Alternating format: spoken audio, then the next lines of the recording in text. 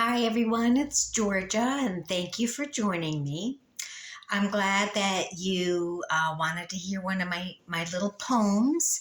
It is National Poetry Month, and poetry, as you know, is one of my art forms that I use to help in my own healing journey and to hopefully inspire other people on their own healing journey. So, yes, it's Poetry Month, but really, one of the things I want to make this video about is a new program that I'm doing. Now, if you look at my website, which I will link in the video below, I do a lot of programs, as you will see, but this one I'm very excited about because, first of all, the poem is kind of about the program in a way, but I'm excited because it supports what's going to be talked about in my new book, my I Want Good Sex book. So anyways, the program is called Brave Me. Brave Me. And I can't wait to share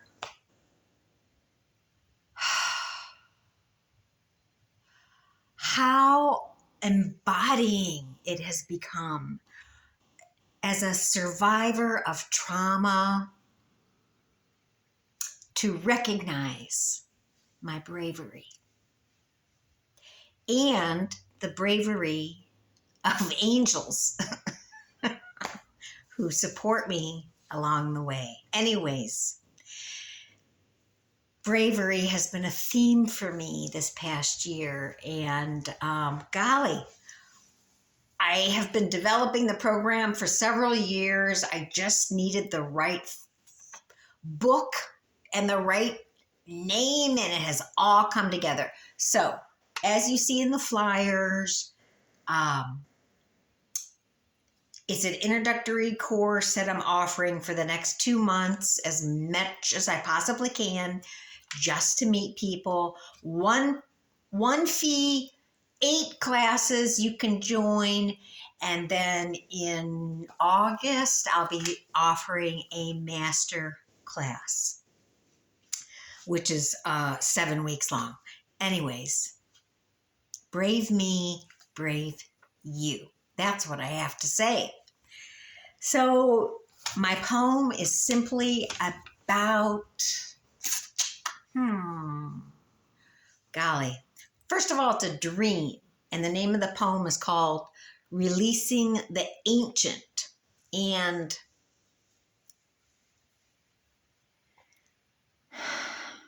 all I can say is when you are on a journey of life that you're wanting to become a better person, it takes bravery.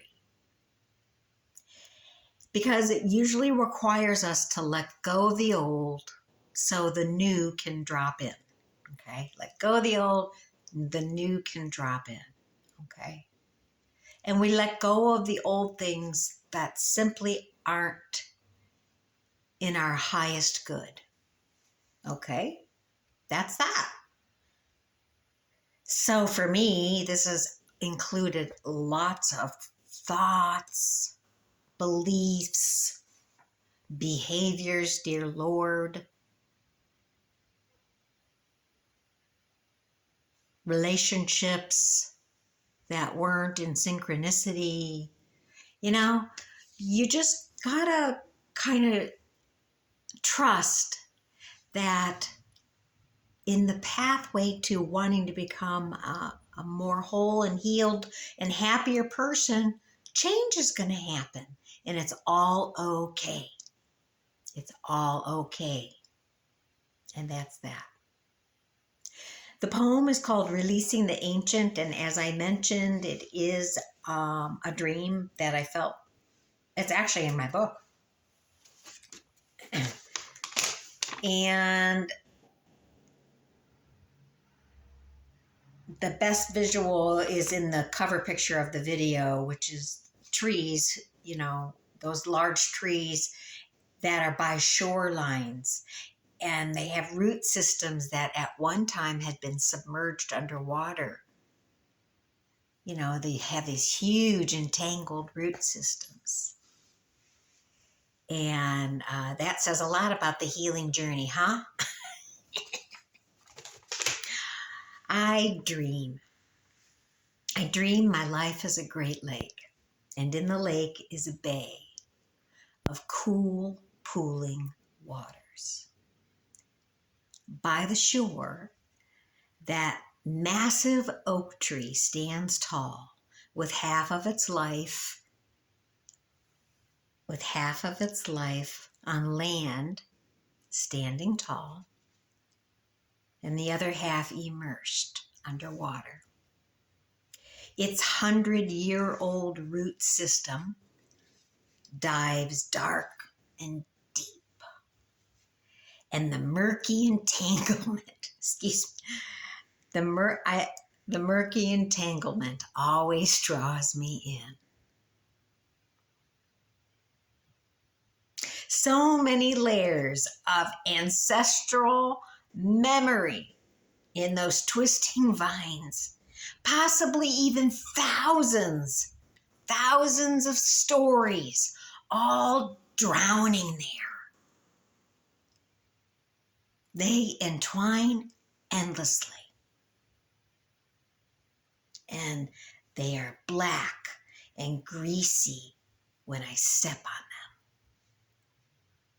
Danger lurks in the polluted depths of the tree of secret assaults. Some strange beast bites at my feet over and over until I shake it off hard and try to swim away fast.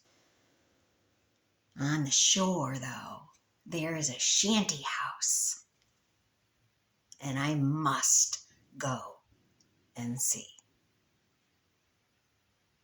When I open the door, it reeks. It reeks of bad roots. And even the floors and the walls are dripping a dark slime. The wafting smell of happiness breezes by, but it doesn't last because the rot is stronger. Inside the bathroom, the shitter is full of the yellow pee of too many men and too many bullies. Typical, I muse with disgust. Thousands of years where they take and take and take. It can all be felt there.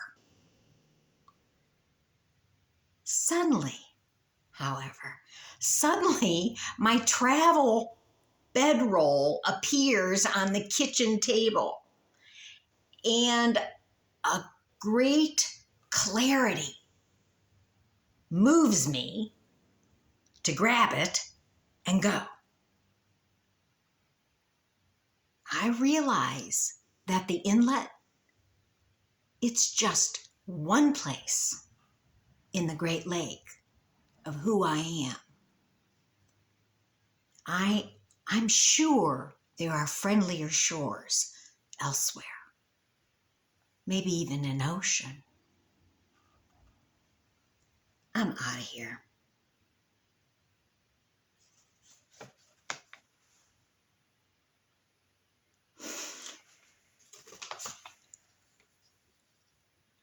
The reason I laughed at those words, the murky entanglement always draws me in, is because as survivors of any trauma, especially if trauma happened in childhood, we have patterns that we want to break, but are hard to break, and they draw you in. And mine have always been about self-criticism, my pattern, my inner pattern. And, it's always trying to pull me in to pull me away from what I should really be focusing on is just being a human being and doing the best I can in the world, So that's why I laughed. The murky entanglements.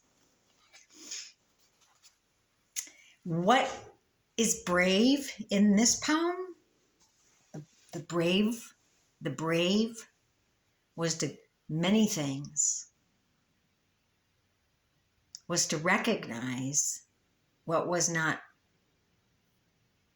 what was murky, to recognize the dark, to choose to leave and explore differently,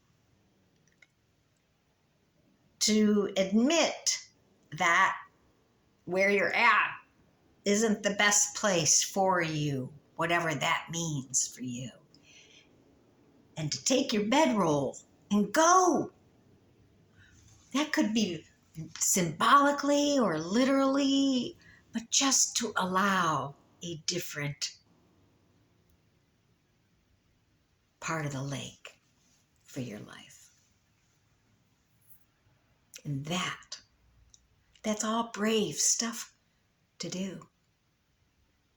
We do it every week, every day. When you wake up and say, I want to move towards this goal, or I want to try to achieve this, we're always trying to create the new.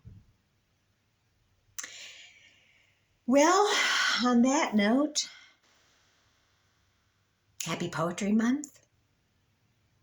I honor everybody who is a survivor of any form of assault this month and all months. And anyone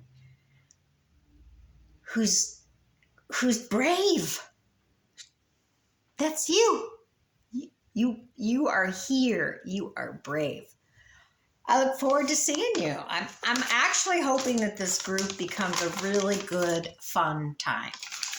And it will be augmented with all kinds of ideas, the least of which is going to be a retreat, an adventure retreat, maybe next spring with my adventure guide friend, Masha. Okay? So anyways, let's be brave together. Have a good one.